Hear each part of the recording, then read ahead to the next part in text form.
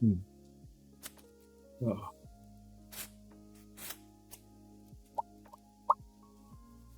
Oh.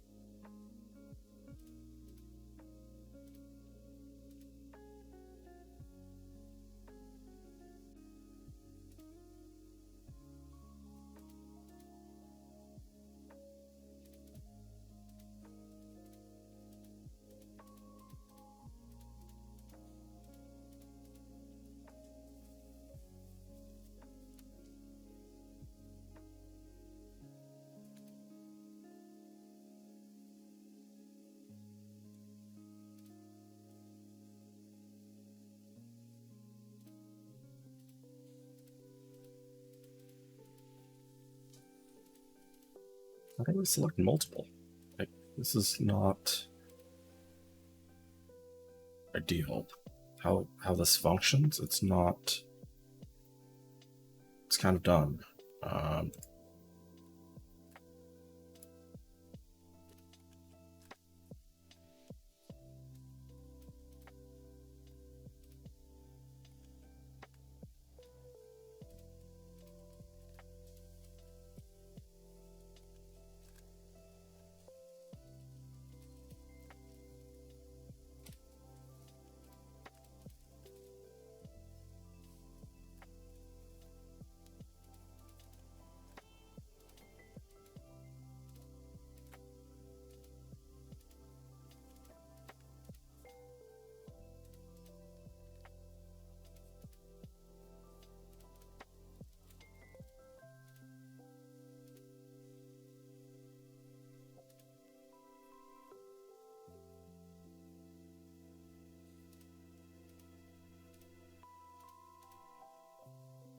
that how it works? That is not intuitive.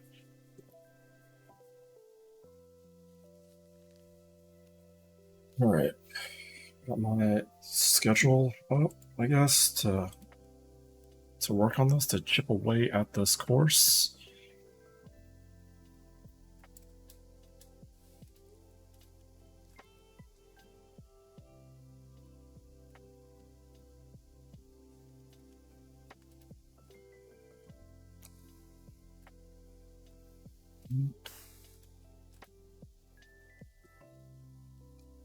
Continue where I'm going to continue where I left off. This is not for others. This is for myself. This wasn't mentioned in our discussion, but I think it comes up. This is like one of the goals we have, one of the ways we spend our money is we like to acquire awesome stuff, right? You don't believe me? I bet some of you could fill this in. If only I had blank, I would be so happy. And you can fill this in with little things. If only I had like a new pair of boots. If only I had a Panda Boots jacket. Today I was thinking, if only I had a pan that didn't have scratches on the bottom of it when I was trying to make your banana bread today. Or you could think in terms of the big things, like when you get out of here, if only I had like a house with this awesome pool and like a pretty sunny neighborhood, or if only I had like, you know, a nice Benz to go to these things. Like this is what we think of as like good stuff that's gonna make us happy. Otherwise we wouldn't buy it. This stuff's expensive, right? Presumably we buy it to be happy. And because some of you know from my other class that I really like old school hip hop, I have to give a nod to I think the one cultural genre that really tells us to like awesome stuff. Because back in the day when you really want your JVC blue box and your Tango hat and your gold, that's the old school hip hop. But even hip hop today has all these things. One of my favorite ones is if you look at references in hip hop songs to awesome cars. This website nextchart.com actually quantified this, which I love because I'm a data nerd. This is quantified by nextchart.com all the mentions of different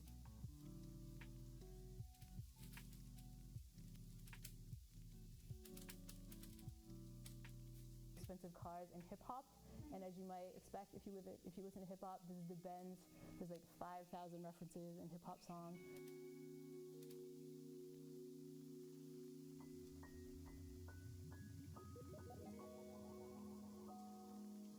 Interesting.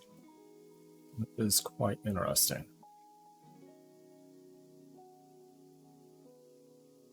What surprises me, if anything? Let's see.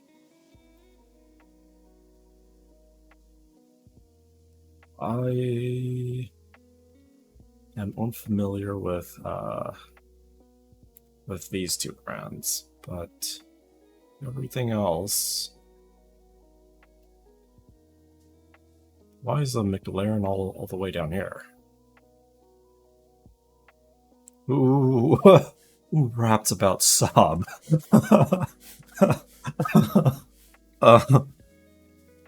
Everything else makes it makes sense.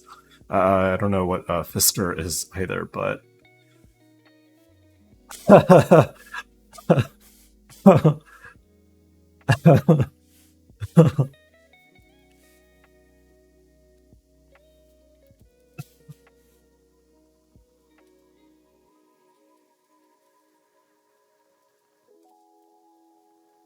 screenshot with us.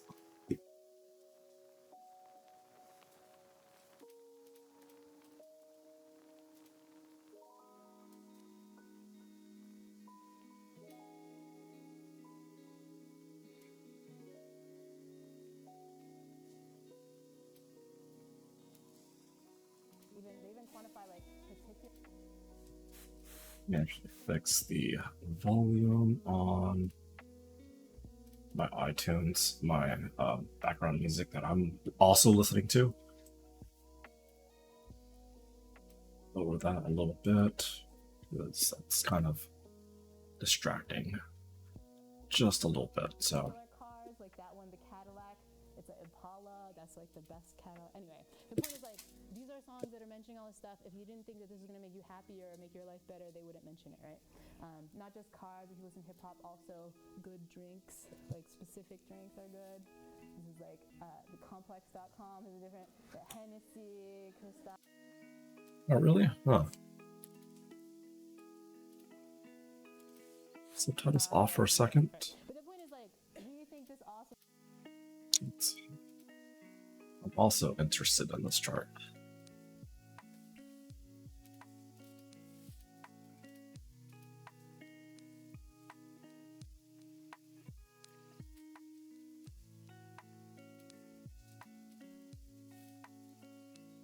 But the point is like, do you think this awesome stuff from like awesome drinks to good clothes, or we think this is going to make us happier? Otherwise, we would not pay the money to get this stuff, right? But does it actually make us happier? Is awesome stuff making us happier? This awesome stuff really make us happier. Well, you already saw data suggesting that that's not the case, right? These folks in the 1940s didn't have half the awesome stuff that you guys probably buy to make your lives happier. Like a new iPhone or a new laptop or new kind of clothes, or like they didn't have that stuff, but they were just as happy. And in fact, as we'll see, there's kind of lots of metrics showing that stuff doesn't actually make us as happy as we think. The other thing that science is learning is that thinking about stuff, kind of being materialistic, wanting stuff and sort of striving to get it, seems to actually make us worse off than we would be at baseline. And we know this from another survey of freshmen that Nickerson et al. Did. This time they're surveying freshman attitudes. It's a little bit old, but I think it's even more apt today. Freshman attitudes about materialism, like how much do you want nice stuff, how much do you want a nice new computer, how much do you want these nice things. And then what they did was, the reason it's in 1976 is that they were able to go back 20 years later and test what predictions those materialist attitudes had about life satisfaction much later. So they ask you guys now when you're in school here, and they come back to you 20 years later, like when you're my age, and they say, how's your life? And they say, does your materialist attitudes predict anything later?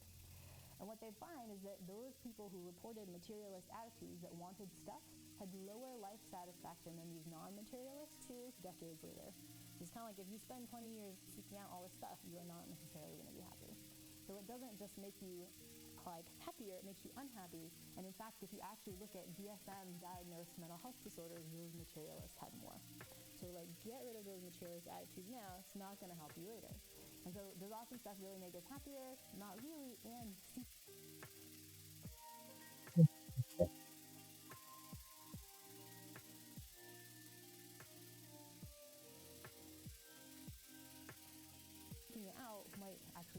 way less happy than we could be. So awesome stuff. If you're spending your money on that, not enough. Okay, let's jump to some of the other stuff. True love. This is all of you are making this like very cute choruses, and true love takes that all the love, the thing. And many of you kind of believe this, right? That like if you just meet somebody, if you just kind of get out of hookup culture and get in a real relationship eventually, or maybe even get married, like that this is gonna make you happy. Lots of lay intuitions. We could go through the cultural intuitions that predict that true love is going to make us happily ever after, like all the Disney movies you guys grew up with. But is this really true? Is kind of falling or particularly getting married actually going to make us happier? Well, we can look to data to look at this, as Lucas and his colleagues did. They were surveying a big group of people over many years. And what happens if you survey a big group of people is their life circumstances change. Some of these folks are actually getting married. In their sample that they started in college, which is a little smaller, that a certain number of people got married, and they could ask, are those married folks happier than the non-married folks? And if they are happier, how long does it last? What do they find? Well, what they find is that married people are in fact happier in that first year or two. There is this honeymoon effect where you report being happier. But sadly, after that, it goes back to baseline. The married people are just as happy as the non-married people. And if you self-report that your marriage is not a happy marriage, it can get even worse. Here's just another data set on that from a German population that was studied by a different group of researchers. This is reporting happiness relative to point zero, which is the time that you got married. And all those bars with the star are ones that, or the dots with the star, are ones where your happiness is statistically different from baseline. So the 2 years when you meet your partner, right before you get married, your happiness is statistically higher than baseline. It goes up, and then in that honeymoon it stays up, but then basically after like year 2, you're just back at baseline again. It's like, here's a case where, yes, maybe true love makes us happier a little bit. You get that little 2-year window, but it also kind of pops you back.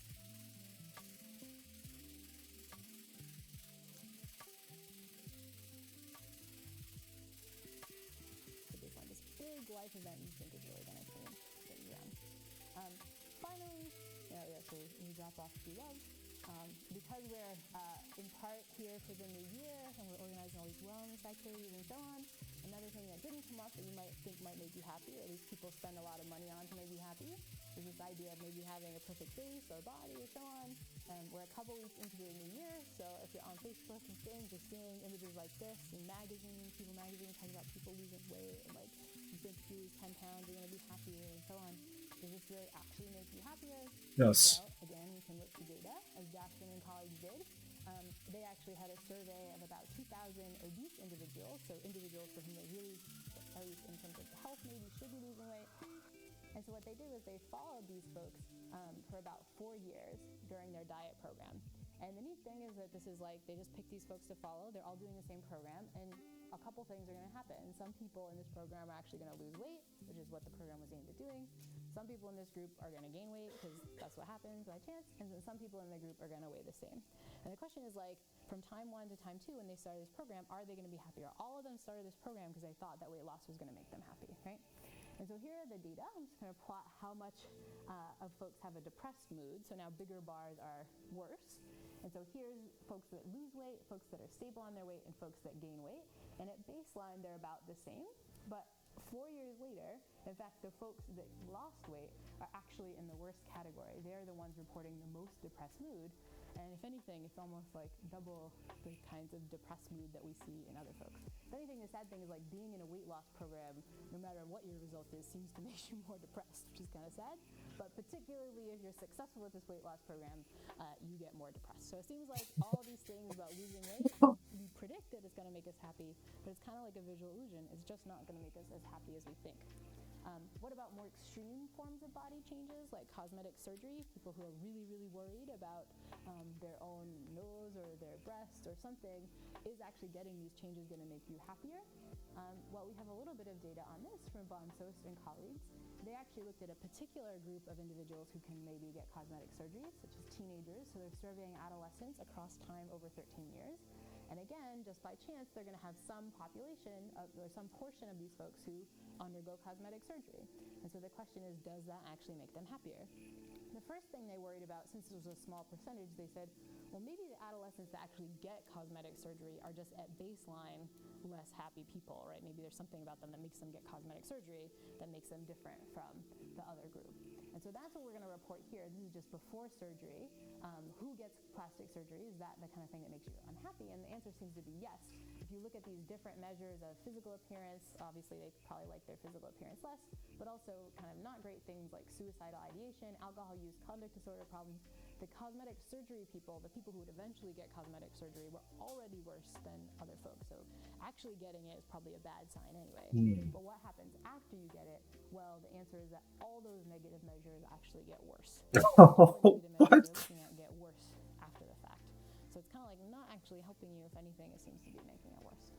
And so does beauty really make us happy? Do these changes in beauty we think are going to make us happy, like losing weight or like changing some of our hair, obviously, do they make us happy? The answer seems to be no. In fact, these extreme changes in our changing our looks, or maybe even having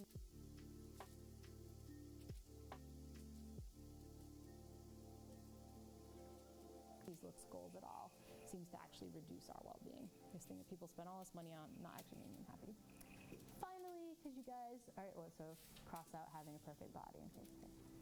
Because you guys are Yalies, and the first thing you said, which I was so happy that you said, is that the thing you want most this semester is getting the perfect grades. This is the thing, I think, of all the visual illusions, the one you believe most strongly. Is this going to make you happy?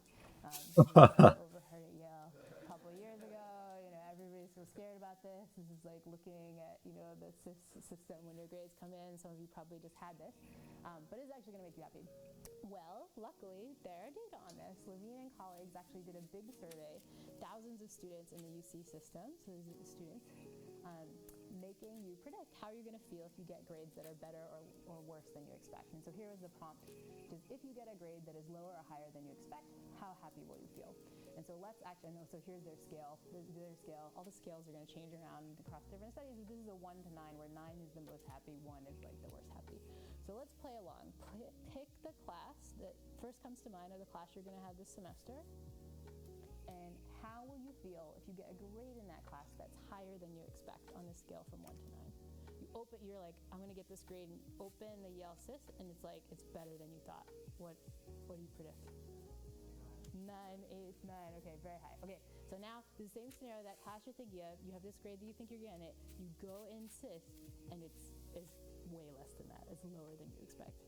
How are you going to feel? 1 to 9. 4, 5, 1. There's some ones in there.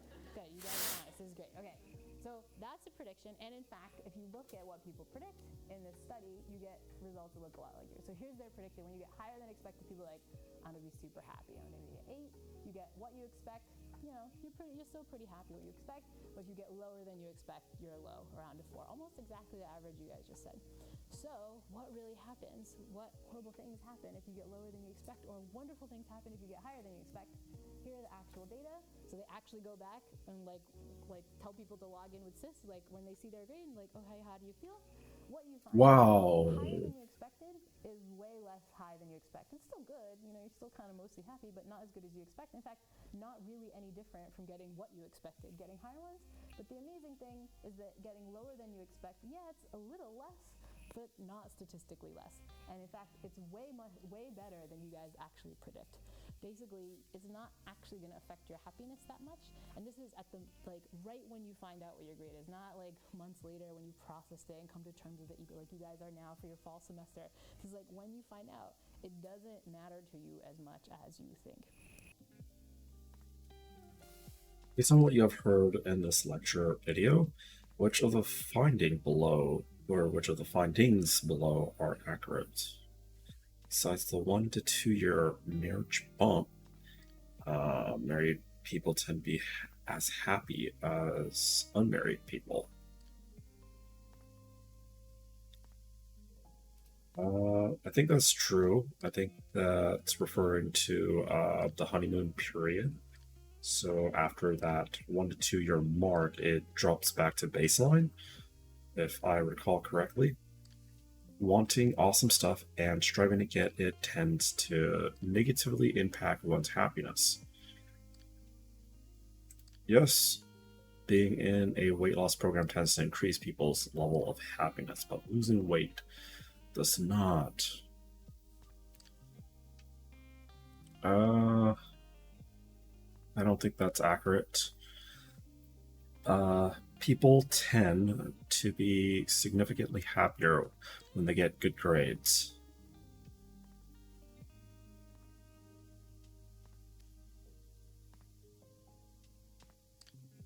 Well, they're not as happy as they expect, which I think is the precise answer. So how about these two? How about these two? Looks like I'm good. And so our grades, perfect grades, will make you happier, not as much as you think. Yeah, I think I'd be done with this. So let's continue on to the next video.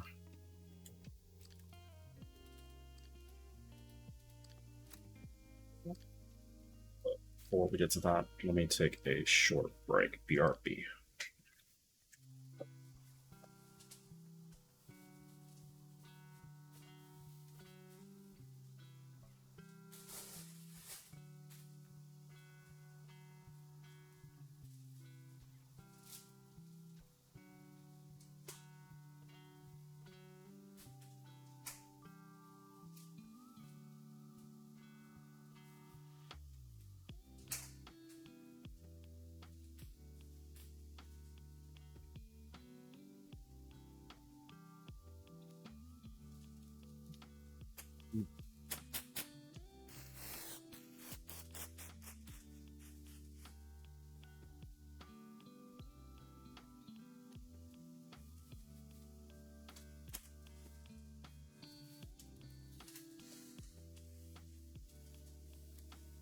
Oh shit, it looks like I had a new follower on a day that I did not stream, I don't think. Yeah, yesterday. I got a new follow from April 3rd. Yeah, I did not stream yesterday. So, thank you, Dr. McNasty42069 for the follow. Cool.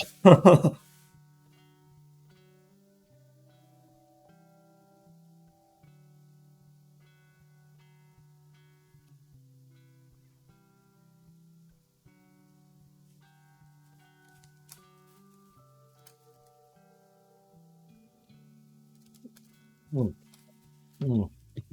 Ah. Having some of this Craft Boss coffee. Oh, iced coffee, I guess. That Veronica brought home from the Japanese market today, and it's tasty. It's good.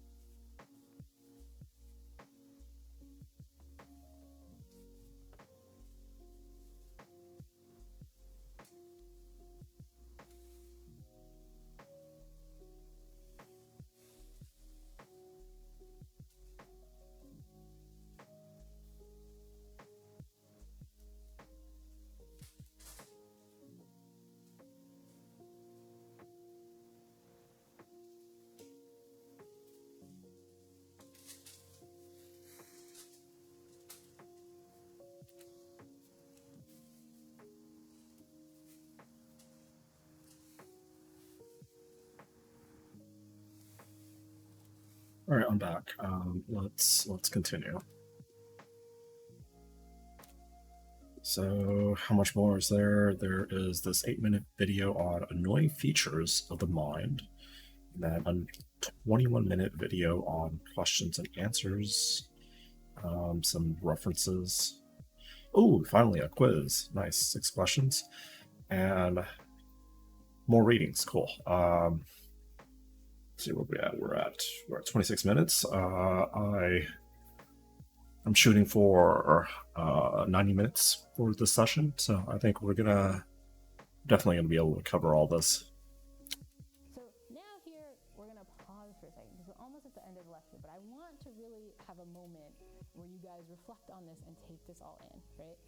All the stuff that I've told you, scientifically, when you actually look at the people who get good stuff on this and bad stuff on this, and who didn't make changes in this, does it actually make them happier? Does it increase their subjective well-being? The answer is no, it does not, or not nearly as much as you expect. And many of you have this sort of stern, like, sad face here, and I think that is good, because when I see these data, I mean, these are goals that either I had as undergrad or I have now. She looks especially like she needs this class. The direction you're going with how you're putting energy into things, what you're applying for, what you're stressing about, all that stuff is just the wrong direction. Or maybe a more coursey version of this is like, you are clueless about what is going to make you happy. All these things you're spending your time on is just not helping. And that's kind of the main message of this part of the lecture, is that we've just been wrong. And so with that, we could ask the question, why aren't these things making us happy? Like, you know, something's gone wrong. All these things we think are going to make us happy aren't. So what's going wrong? And when you pose this to students in particular, you often get two kinds of answers. One answer is, well, I bet all those things like salary and grades and all that stuff, I bet that's not making you happier because maybe you can't make people happier. Maybe your happiness is just like genetically set and like you just can't change it around. Like, you know, maybe you're either a glass half empty person or glass half full person. Oh, that's me. That's what I was talking about earlier. The last stream. Or last stream, actually. The other thing you sometimes hear is that, well, all that stuff is great, but, you know, life sucks.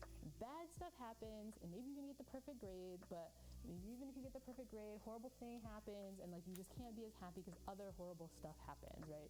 Okay. So, your life circumstances creep up on you. So maybe you get the perfect grade, but, you know, terrible car accident or something, or maybe the opposite. Maybe you didn't get that job, but then something else good happens. It all kind of balances out your life circumstances, right? And so these are the kind of two answers people give. Genetically, we're just set, we can't change it. Second is life circumstances matter so much, it like trumps everything else, or somehow the life circumstances balance out. And in fact, those two answers are both wrong. They just don't seem to bear out in the data. And we'll end with this, which is the lovely work by Sonja Lyubomirsky, who has this book that I mentioned before, this sort of How of Happiness, How to Get the Life You Want. She's actually done some really cool scientific work to try to parse this out, to try to say, okay, how much do genes play into happiness? How much do life circumstances play into happiness? And so on. And the fast version of it is that to look at the role of genes, she's been able to look at different happiness measures across identical twins who presumably have the same genes, and she can compare their kind of happiness correlation with happiness correlations across fraternal twins who don't have the same genes but have similar life circumstances. Bunch of studies on that. There's also a bunch of studies looking at life circumstances, particularly people's life circumstances where there's been some sort of like train wreck, for lack of a better term, like really terrible things happen, like you become paraplegic, you like lose your job, you become a widow, all these things. And you can kind of parse all the different parts together and ask, how much of a contribution is all these different things actually making?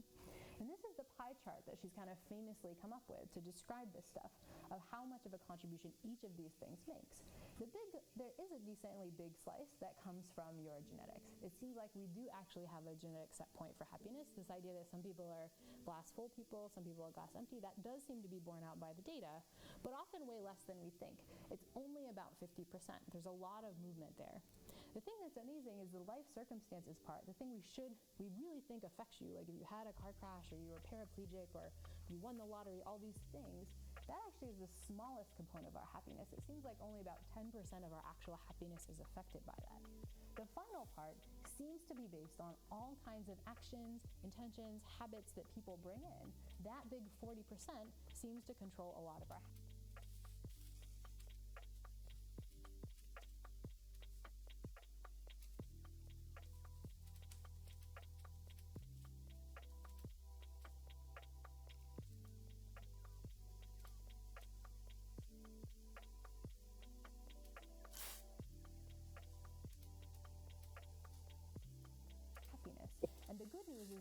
unlike the other stuff, that part really is under our control. It's under our control in important ways. We can work towards it. I find that this portion, I don't know if I'm understanding her correctly, but that's actually a huge portion if like your half of your happiness is controlled by how you're genetically predisposed. That's a huge portion because you can be doing everything right here in this 40% block, and you could be a really lucky person as well. And still, if you do this perfectly, then it'd be like 50 out of 50. But if it's 50 out of 100 and you just don't have the genetics for happiness, then, well, I guess you're SOL. And she has this lovely quote about this where she says, "Our intentional, effortful activities have a powerful effect on how happy we are, over and above the effective set points." These are these genetic things and the circumstances we find ourselves in. We can work hard to be happier. The problem is that we seem to be working towards the wrong things. We seem to be putting our time into things like getting good grades and getting the best job and all this stuff. We plan for that stuff, but it's not the stuff that's making us happy. What percentage of your happiness is due to life circumstances? That's going to be 10% block.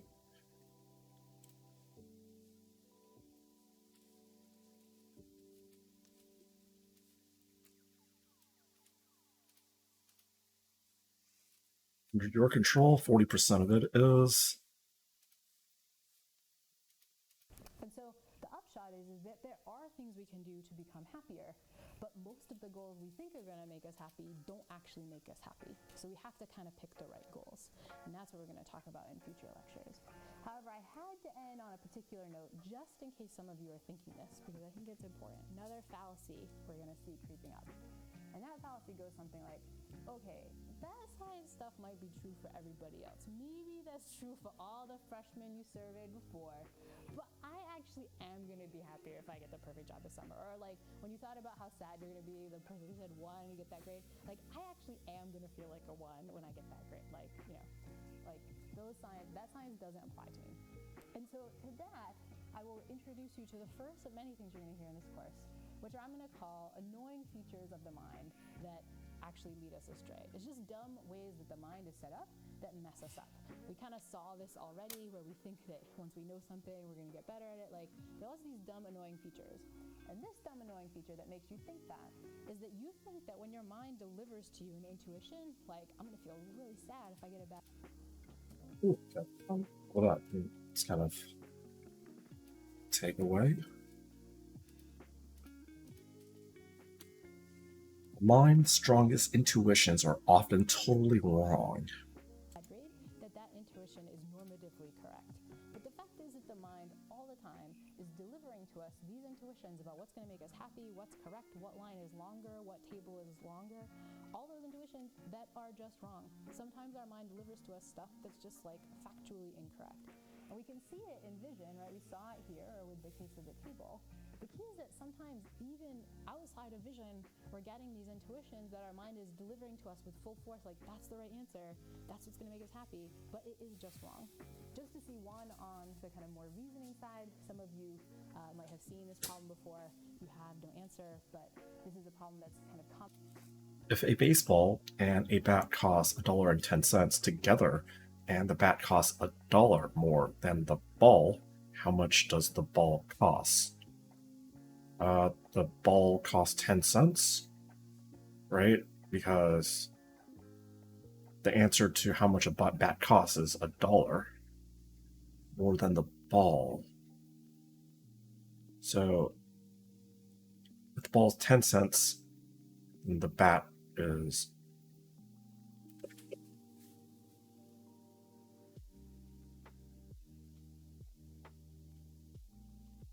ooh. Hold on. This is fun. This is actually fun.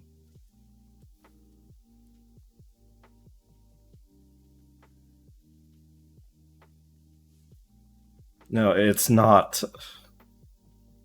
Okay, so I gotta. This is fun.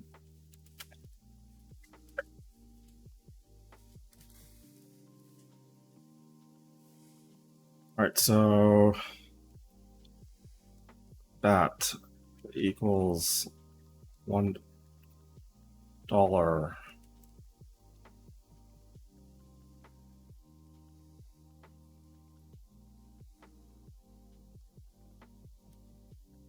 Actually, yeah.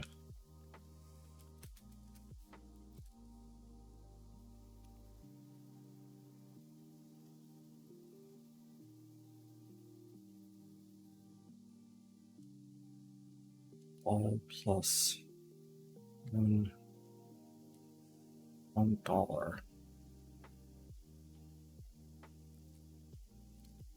If the ball is 10 cents, right? If the ball is 10 cents, then the bat would come out to be $1.10, which is not true because that's the cost of both the bat and the baseball. So how does math work here? So is this even enough? Is this even enough information to solve? I haven't done algebra in way too long. Holy crap, this should be easy. But I'm not versed in algebra anymore. Not as much as I was like in middle school. How do adults like solve for this? Okay.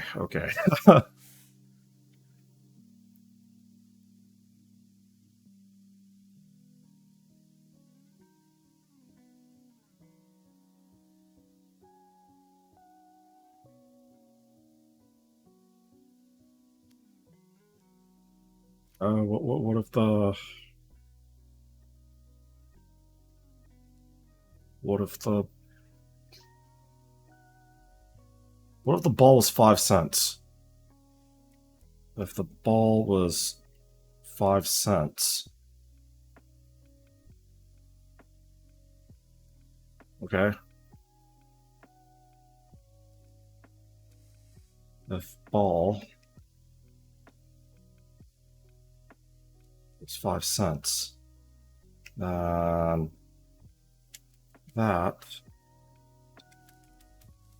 this would be 0.05, so 5. So that would be $1.05, right? And then the statement would be valid if a baseball and a bat cost $1.10 together. Yeah, because $1.05 plus 5 cents is $1.10, right? I am like kind of butchering how this should be explained, but I somehow just figured out the answer should be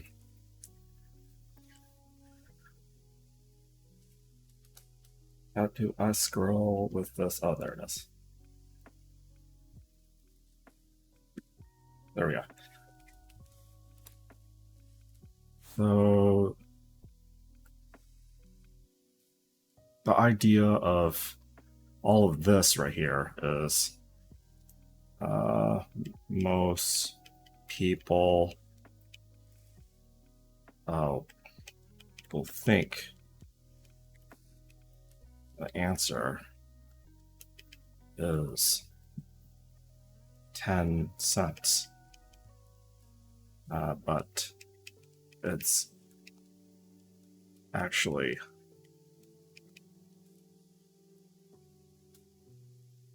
$0.05. All right, that's my final answer. Let's see. Business schools, so if a baseball and a bat together cost $1.10, and the bat costs $1 more than the ball, how much does the ball cost? So yell out answers real fast. Ooh, wow! Someone got it right real quick. Oh, you guys are good. people when they see this. Has the That's what I thought. That was fun. That was a fun exercise for my mind. intuition, like, oh, the answer's gotta be 10 cents. I won't ask you to raise your hand, but some of you are smirking, so I know you had that intuition. I won't ask you to embarrass yourself. But that is the wrong answer. The correct answer is 5 cents. In fact, if you do this, most students, even in intro kind of algebra, Yep. sometimes Ooh, you answer, ouch. like, oh my gosh, it's popping out, like it's obviously 10 cents, but it's actually, that's the wrong answer. And what we're going to see in this course is that there are tons of things that are going to work like this. You're going to get an incredibly strong intuition that you would hate it if you left this room and got immediately hit by a car and were paraplegic for the rest of your time at Yale. You have the intuition that that would ruin your time at Yale, but it's actually just not true. You have the intuition that if you left here and somehow some random relative that you don't remember or know left you Before someone go, what the fuck? you just had that to play around with the rest of your time at Yale, you have the intuition that that would make the rest of your time at Yale pretty awesome. But in fact, it would make it much less awesome than you think. You have the intuition that if you get the grade that you want or a grade that's higher than you want, it's going to be better, but it's just not. So many of our intuitions about happiness are just wrong. And that's one of the things we're going to have to tackle as we kind of go through the rest of the course. And so for that, we'll kind of remind you the kind of message, which is that most of the goals we think are going to make us happy aren't. And in the rest of our time, we're going to kind of go through the goals that will. And with that, we will finish today and open up for any questions you have. Sure, okay. New section, and I will take a short break, probably 5 minutes, and then that will give me about 35 minutes to complete all of this. So, let's hit BRB again for about 5 minutes.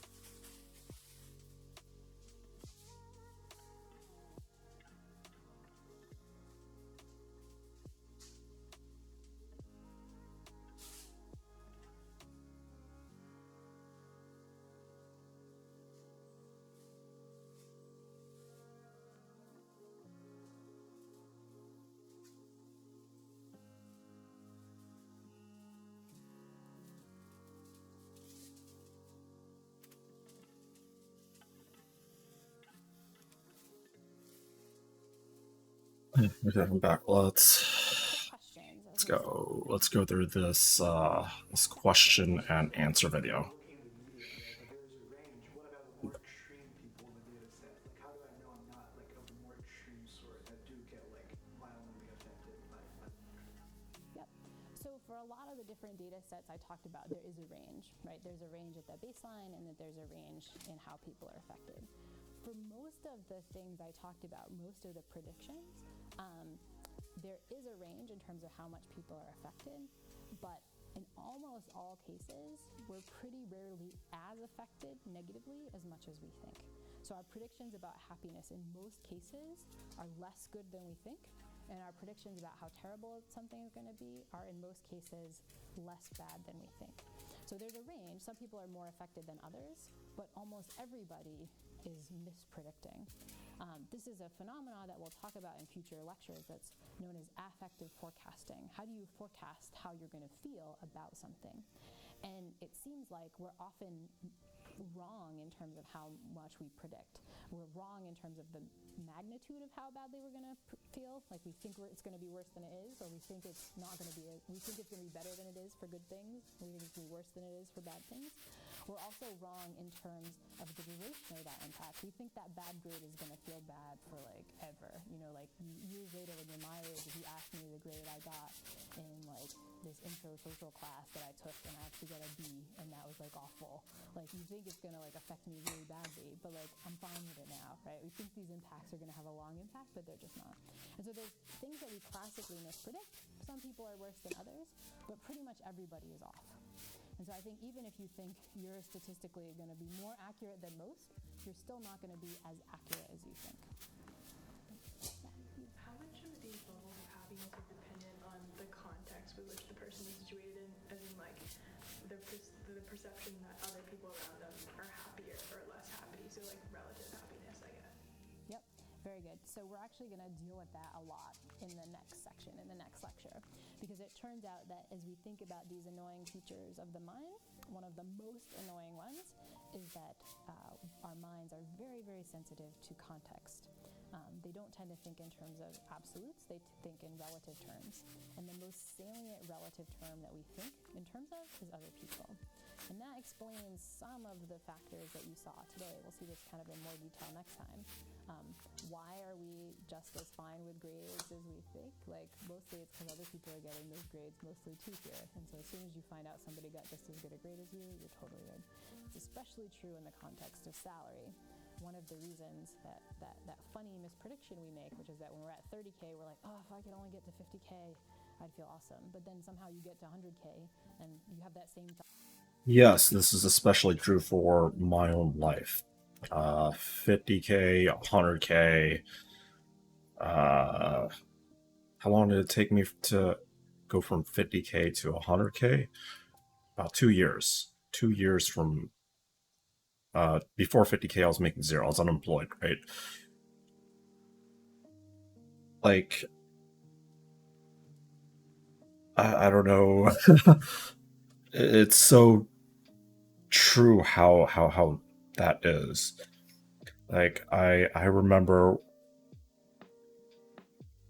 like starting at 50K and thinking, okay, I need to make more, and then for sure I'm gonna be a lot happier. And then I gradually got those pay bumps, right? I gradually got, well, it was actually really fast paced from 50K to 100K in over 100K in 2.5 years. It was really fast, and no, it it does not fix anything. It money does not really solve the problem. Actually, if I hadn't like made less money, my life could potentially have been better by in that timeline, right? I don't. I'm gonna replay what you said, and yeah, just. I'd feel awesome. But then somehow you get to 100K and you have that same thought, except that you're thinking, oh, if I could only get to 250K, everything would be awesome.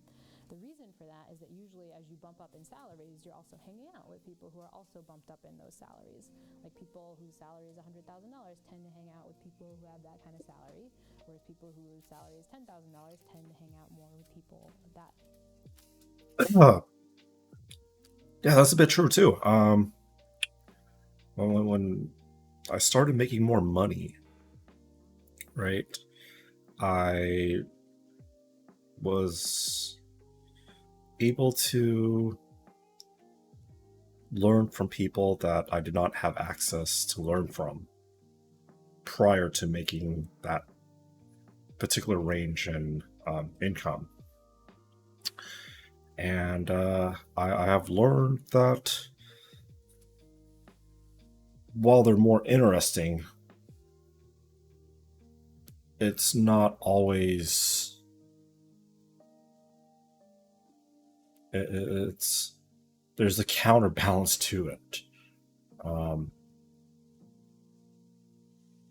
because no one's perfect. Even someone who makes a lot more money, they're not perfect. They it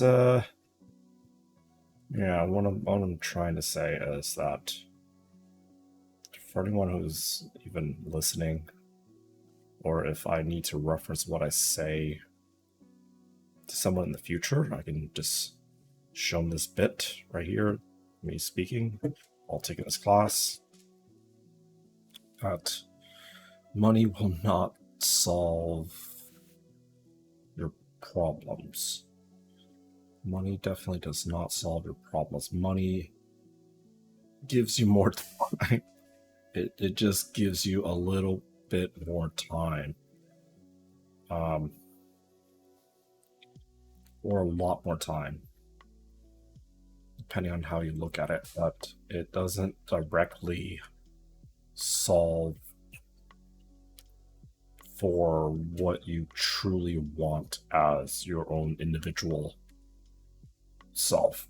It really does not. Echelon. And what you find is that actually. BRB for like 2 minutes.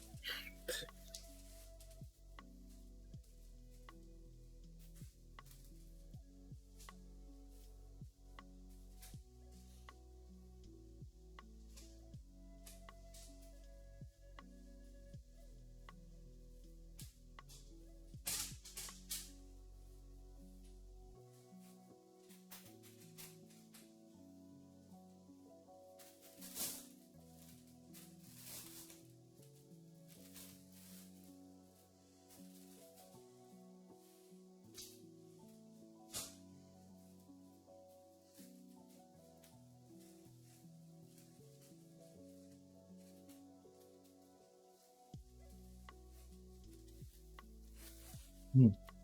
Mm. Mm. Mm.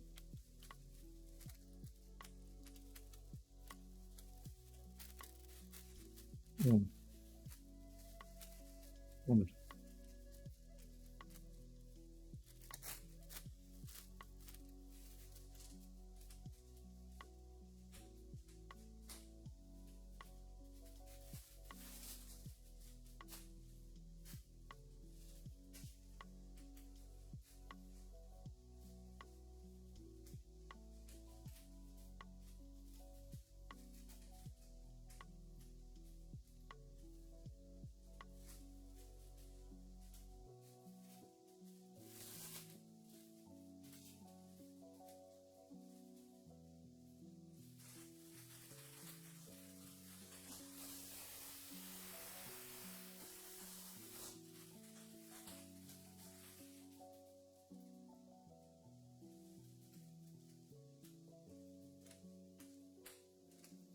Mm. Mm.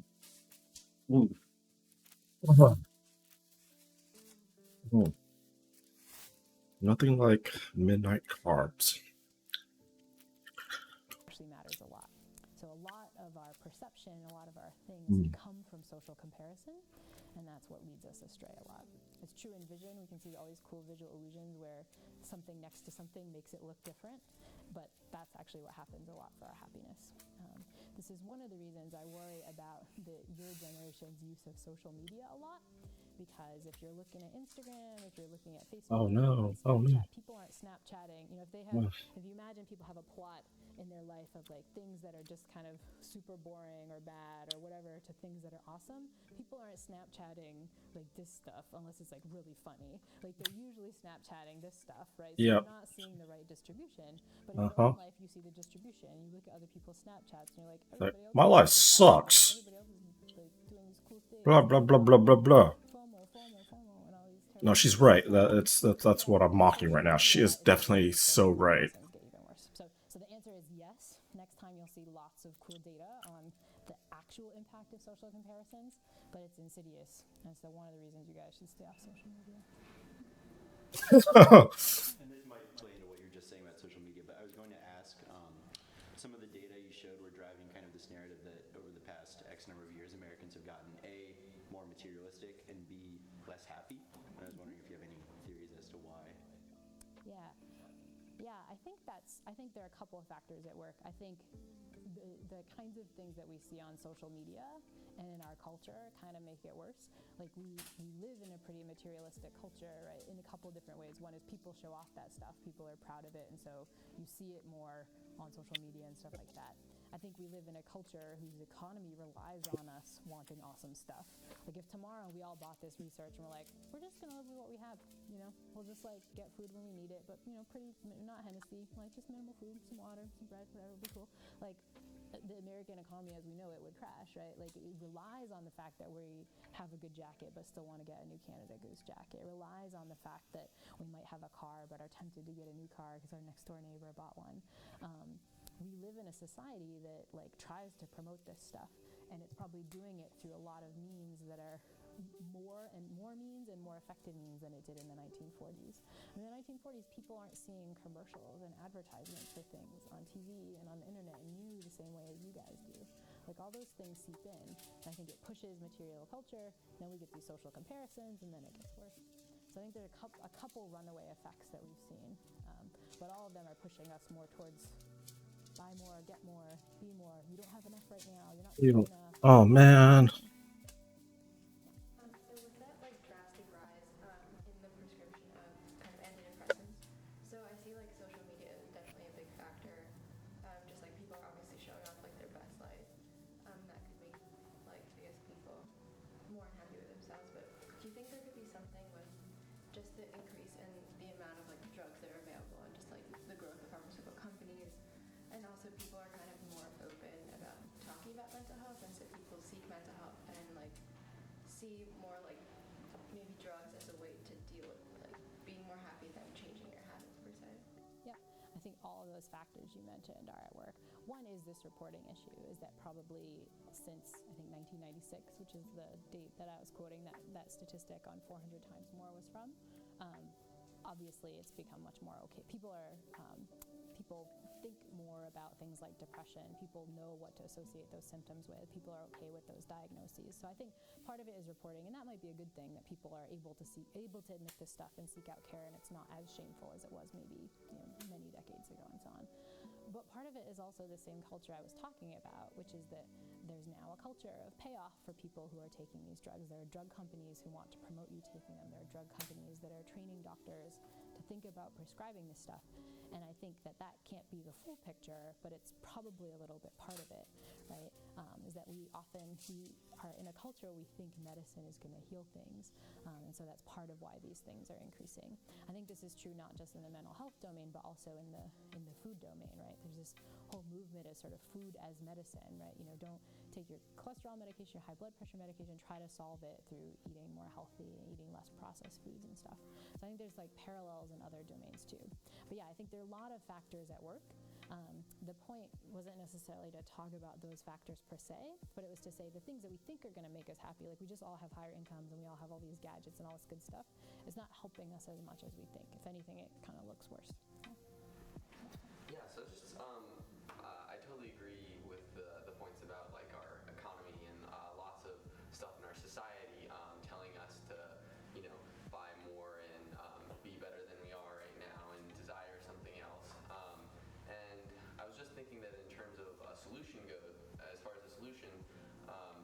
definitely makes sense to sort of like change your individual habits to try to connect with those things less. But if it's, you know, social factors that affect everyone, then there's also got to be some place for, you know, us to question the institutions that create those, you know, social ideas and notions on a broader scale. So I was just, yeah, what do you think about that? Just like that, huh? I love that I'm able to talk to you guys who are in the next generation, who, if you're going to make those societal changes, going to be you guys that do it. I think it would be awesome to kind of change these institutions around. If you guys are thinking about how you can do that, there's a couple obvious ways. One is don't take part in things that like increase depression. Like if tomorrow everyone in your generation, if all college students just got off Facebook, it would go away. I mean, I know it's mostly parents on there now anyway, but the point is like if we were using these social media sites, a lot of you who did that, the data suggests, would be less depressed. You'd increase more positive mood symptoms, and they wouldn't exist. If all of you stopped buying these things that you didn't need, all of a sudden those efforts would go away. So I think we can kind of vote with our dollars and vote with our ATM cards to a certain extent. The other thing is that I think it would be nice if your whole generation of students didn't like support those kinds of movements in other ways. Like it kind of breaks my heart when I see all these students who are part of these social justice movements and care about this stuff and want to promote well-being, and then they go off and work at a place that I think has a philosophy of not promoting those kinds of things. Things I just mentioned, like increasing money, like, you know, doing these kinds of, you know, social media things that make people depressed, working for a company that wants to sell stuff that may or may not be helping people in the way we think. The kinds of jobs that we take and the meaning that we get out of them, if we're supporting that kind of society in that way, then that becomes tricky. And you might think, well, if I can't do that, if I can't become an investment banker, if I can't work for a pharmaceutical company, like, how am I going to make my $200,000 a year that I need to be happy and all these things? And I will point back and say, I told you didn't have to do that. As long as you're, you know, if you're at 50K, mostly golden. So yeah, so I think there's lots of ways. I think you're right that we need a more societal change. One person isn't going to do it, but I think it would be great if it came from you guys on a bunch of fronts. Okay. So you mentioned like you're obviously going to go talk more about annoying features about the months, and I assume that over the course of this course we're going to kind of like discuss how we can kind of like counteract those inclinations or those like kind of predispositions. But how are we going to approach that? Because like we all got to this point because at some point or time like very often we listen to our heads. We like listen to like that little voice is saying do this, do that, do this, do that, don't do that, definitely don't do that, do this other thing. So like how do I like go into this trying to say, okay, like doubt that voice because it's gotten me to this point without like doubting everything I do, like every decision, like even the decision to like ask this question, like do I start questioning that too? Like should I just, like how do I like get He's battling with his ego. Every human has that. just like being uninhibited, but CBT is what he needs. Super hard questions, right? Super hard questions that people that have thought about this stuff for a while have worried about. And what we're going to see is that science has an answer to a lot of these things, maybe not all of the things. I think for your question, like, how do we get around it and how do we know what's what? We're still struggling with the full answers to that. I think the insights we have are that one of the things we can do, particularly about this annoying feature, so this is this special annoying feature, which is that we're not often getting the normative answers we think, right? Sometimes the things that our brains are telling us to do are either not true or they're going to lead us astray. How do we deal with that? One technique that a lot of folks have used in particular domains is sort of this technique about mindfulness and kind of mindful noting of different thoughts, right? I mean, the fact of the matter is that all these things that you have, these cravings for certain things, these desires, are really just that. They're just thoughts. They're just thoughts. And sometimes thinking of them as such can kind of cause you to take a step back and really look at your own data about whether those things are helping you. These kinds of techniques have been implemented the most and the best in the context of things like addiction, right? Where for certain people who are, say, addicted to heroin or addicted to cigarettes, their cravings, their desires that they have that feel really true to them, that they're leading them towards something that would be good for them, are really not. It's kind of more obvious in that case than in your case of like studying for good grades, say. And these techniques of mindfulness really have folks like treat their craving just as a thought. Like your craving, my wanting the cigarette right now, is just a thought. Like I can be with it, and I can sit there and say, okay, this is like getting worse. Like how does it feel, and so on. And then the process of mindfulness also forces people to think about, like, what are you really getting out of this? Like, is this really making you happy? And I think that's a technique we can import from treatments of things like addiction into our daily life for things, like studying too much for good grades, getting worried about them is not probably as bad as heroin addiction. I'll give you that. But I think it's bad. I think it causes a certain amount of undue stress. And I think watching the consequences that you actually get from it might really be helpful. Treating yourself like a real experimental subject and watching your own data rather than your intuitions, but what are the real data, might matter. All of you guys gave a number right now for that class. Like, you could walk back at the end of that class. You would write that down right now. Like, I thought it was going to be a 1.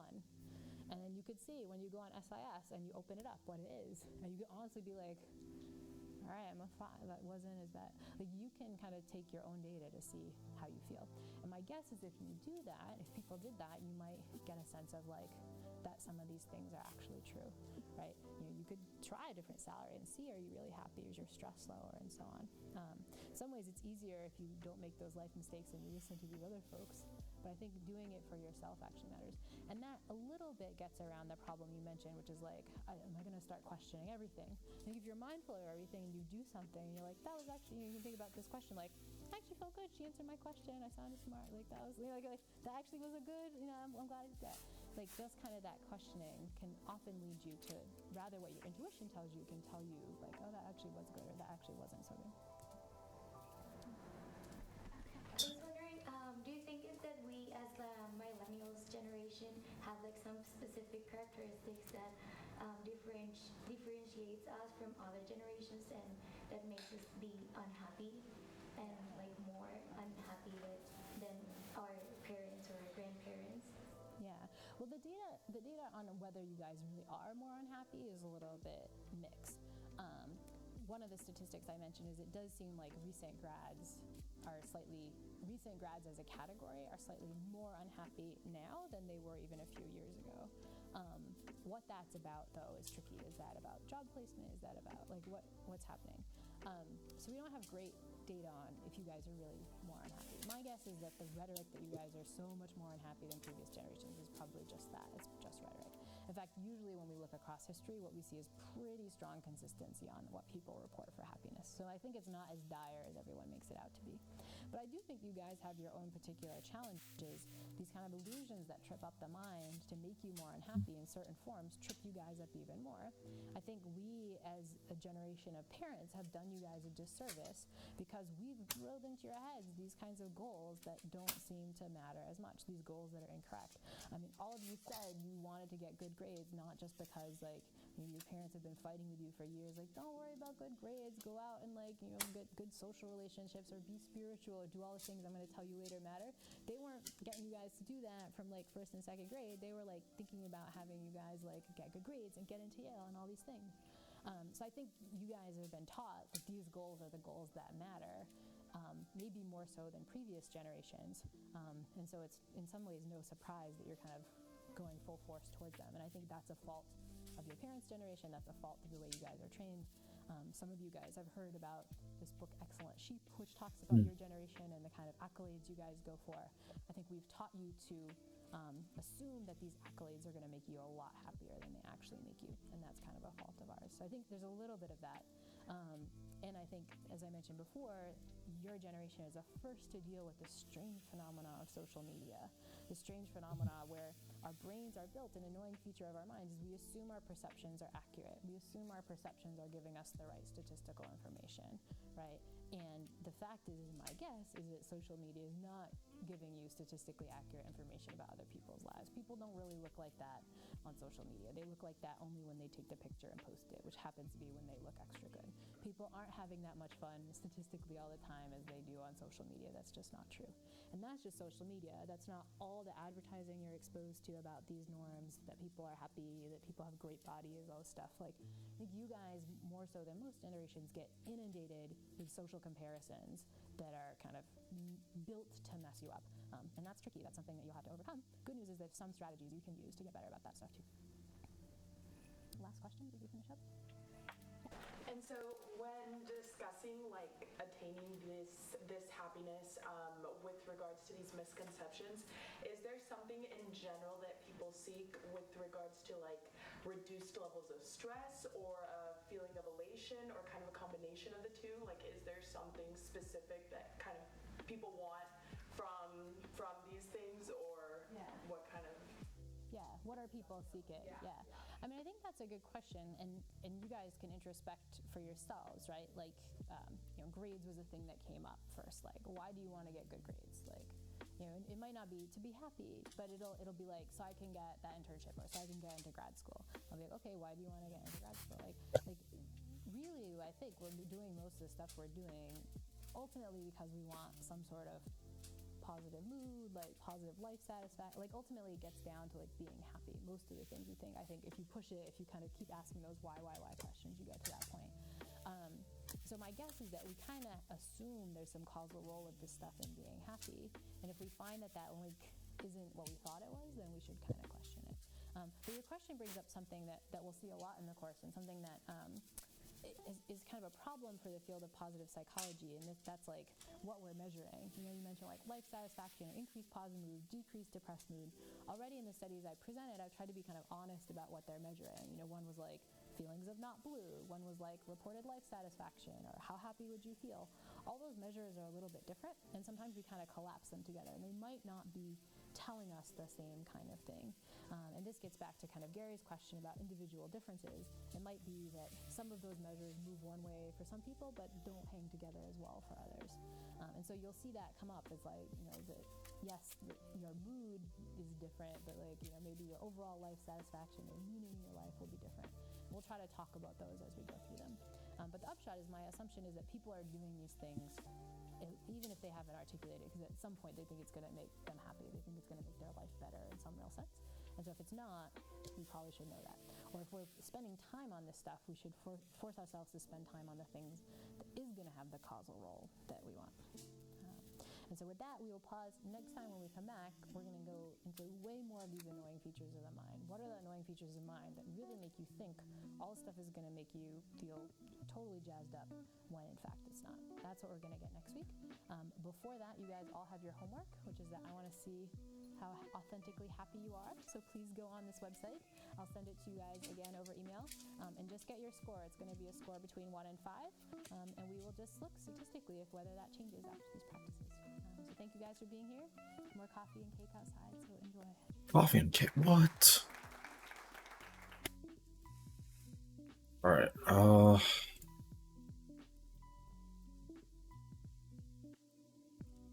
A lot of things to read.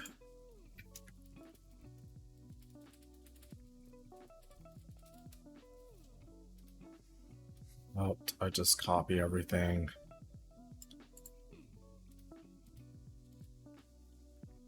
Okay. Coursera Honor Code. We've dedicated to protecting the integrity of your work on Coursera. As part of this effort, we've created an honor code that we ask everyone to follow. All learners should submit their own original work, avoid sharing answers with others, report suspected violations. Well, I'm doing this solo, alone, not with anyone else, and anyone watching the stream could see that I'm not going to have open tabs like researching what's the right answer is. I don't really care if I get it wrong or not. This is not to validate that I know anything. This is just for my own self. All right, let's start. This is due April 17th. Today is April 5th. I guess I'm going to be completing this ahead of time. So, question 1 of the quiz. This week, Professor Santos showed visual allusions to make a point about humans think. The illusion below, the Ponzo illusion, was left out. If you're like most people, you will see the line on the right as longer. They're the same. They are the same.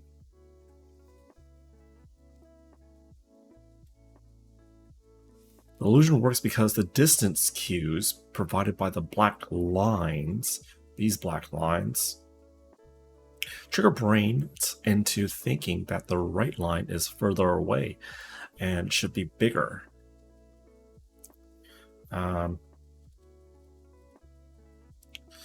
Is there a way that I could illustrate this?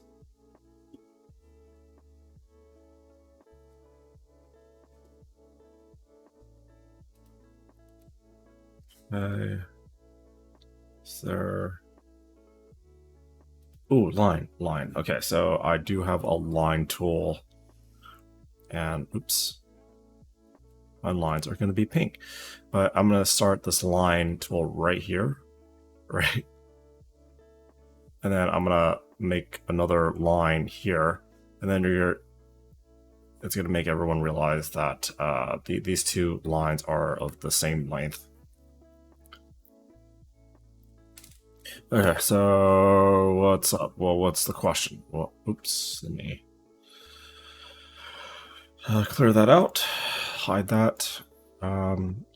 Which of the following statements align with what Professor Santos covered in the lecture? Our mind's strongest intuitions are often wrong. That I remember. Our minds always deliver accurate. That's kind of the opposite of this. Why would you check both? Knowing is half the battle. The first in week 1's lectures, Professor Santos was trying to prove that knowing isn't half the battle. It's knowing is just knowing. Taking action yields the benefits that you actually want. Knowing does not do anything. Knowing is not half the... Yeah, so I'm not going to check this. I'm definitely going to check this. Question number 2. Considering the studies shown in lecture, which of the options below closely aligns with the comparison of predicted emotions to actual emotions after receiving bad news, like getting a bad grade or turning down a job offer?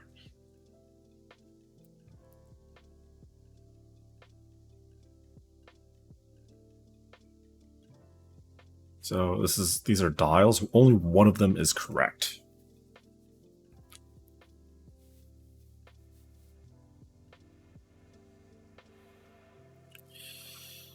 So this is not true. If you predicted super sad, then the actual result is super sad. That's not true.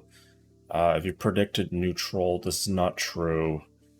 If you predicted neutral...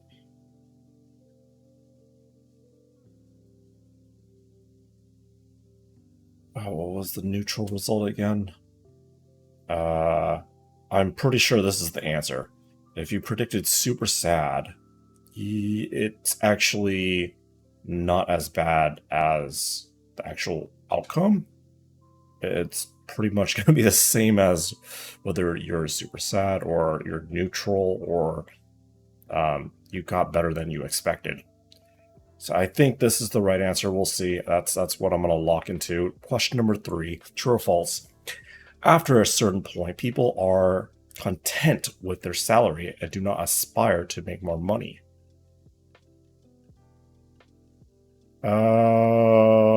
What? No. No. I think...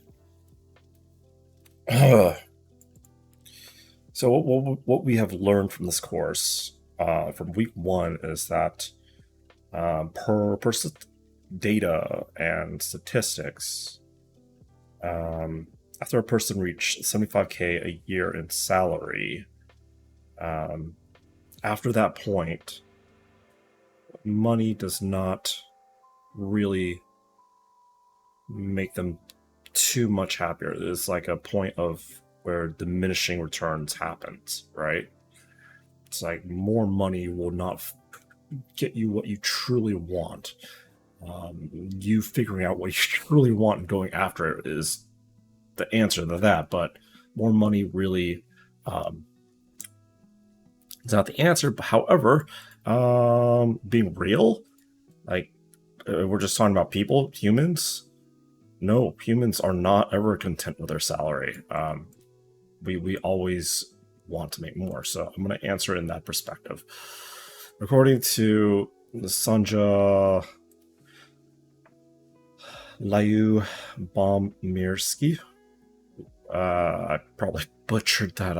I am sorry about that. Let's see how it's really pronounced by AI. You know what? Let's just go with that. Mirsky.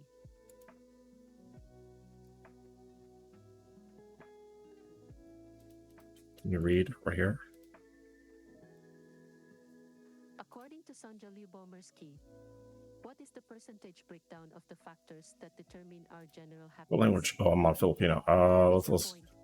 Let's keep it there. I'm good. Down of the factors that determine our general happiness. Okay, so we got 50% genetic. Nope. It's actually three portions. And this is the answers. Half of it is determined by how we are genetically predisposed.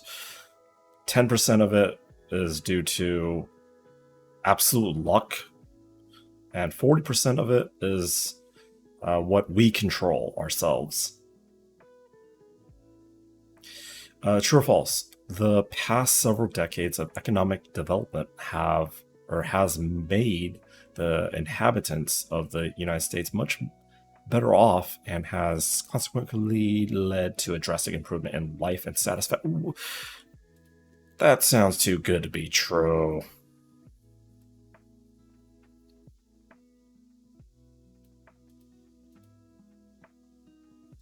No, it's not true because our wants have changed drastically since like the 40s, before there was any social media.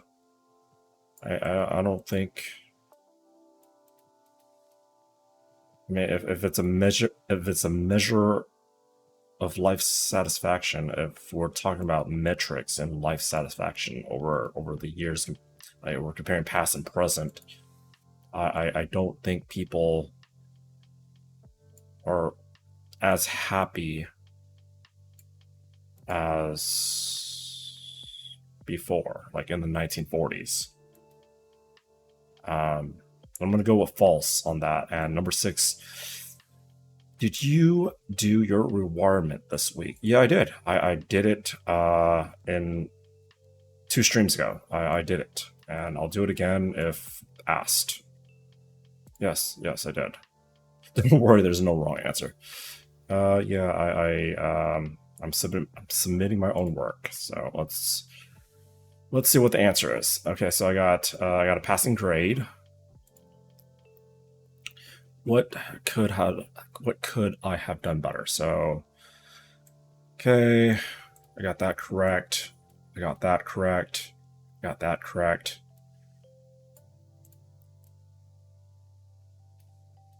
When people are asked, how much salary do you need to be happy? The majority of people responded saying that they require more money, regardless of what they are currently earning. Salary goals seem to increase as salary increases. Wait, what?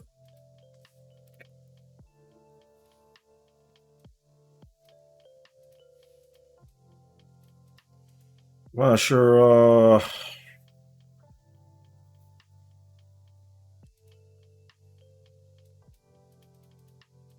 so the answer is false.